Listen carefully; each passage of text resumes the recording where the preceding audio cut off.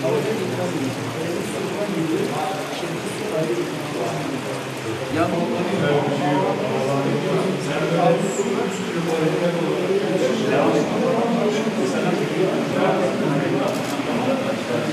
yaptık?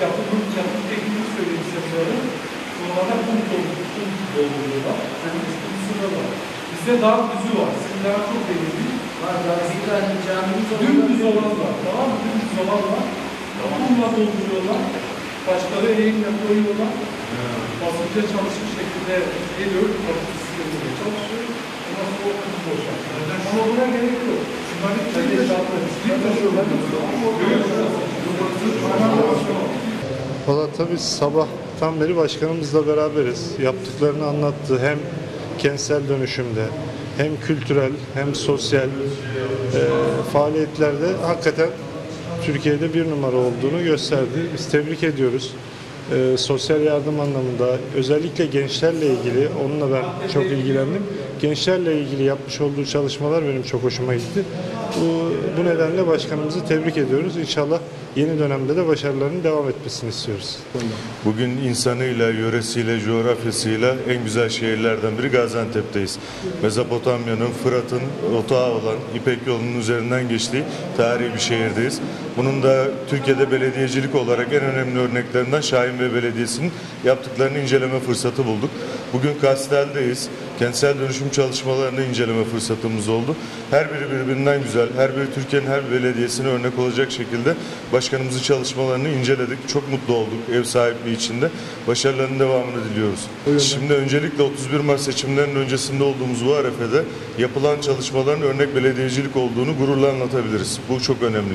İstanbul'da malum en önemli konulardan biri İstanbul Milletvekili olarak kentsel dönüşüm. Kentsel dönüşümün en iyi uygulandığı alanlardan biri Şahinbey olduğunu gördük. Sosyal donatıları, Milli Park, herhalde zannediyorum yanlış bilmiyorsam Türkiye'nin en büyük parkı da burada, Milli Parkı burada. Onları inceleme fırsatı bulduk. Bunları kendi şehrimizde de inşallah hayata geçirmek için elimizden geleni yapacağız. 6 milyar yapmış. 6 milyar. İstanbul faslı.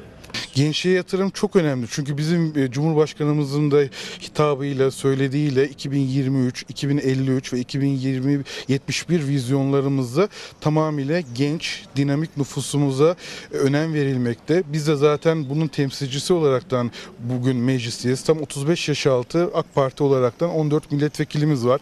Burada gençlerin temsiliyetini sağlamak için mücadele vermekteyiz. Burada Şahinbey Belediyesi'nin de bu gençlere yatırımlarını gördüğümüzde Cumhurbaşkanımızın mesajının doğru algılandığını, burada icra edildiğini görmekteyiz. Diğer taraftan biz belediye başkanımızla ilk zamanlarda sabahleyin programda görüştüğümüzde de belediye başkanımızın burada kentsel dönüşüm için ne gibi uğraşılar, gayretler içinde bulunaraktan burada adeta yeni bir vizyon kataraktan yepyeni bir modern şehre dönüştürme çabalarını da memnuniyetle dinledik. O yüzden biz belediye başkanımızdan da umutluyuz. İnşallah 31 Mart'ta da tekrardan Gaziantep halkımız demokrasi şöleni içinde sandıkları patlataraktan belediye başkanımıza destek olaraktan bu yatırımların çok daha ileri seviyelere, çok daha yüksek seviyelere ulaşması için vesile olacaklardır diye düşünüyorum.